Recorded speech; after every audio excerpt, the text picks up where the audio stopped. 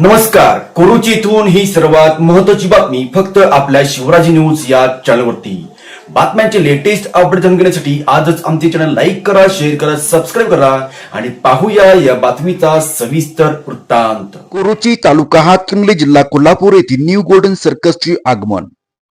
कोरुची येथील पंचगंगा सहकारी साखर कारखान्यासमोरील मोकळ्या मैदानावर ही सर्कस सुरू होत आहे. या सर्कसचे प्रमुख आकर्षण म्हणजे आंतरराष्ट्रीय दर्जाचे कलाकार.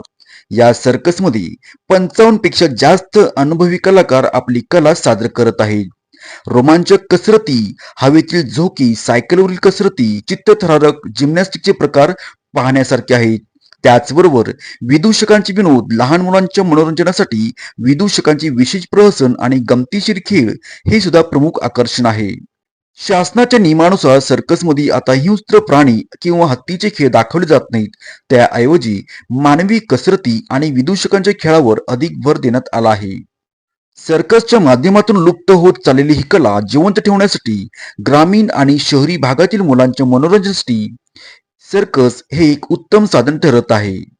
तर लवकरच यायला लागतंय न्यू गोल्डन सर्कस बघायला आपल्या कोरुचीमध्ये. बघत राहा फक्त शिवराजी न्यूज.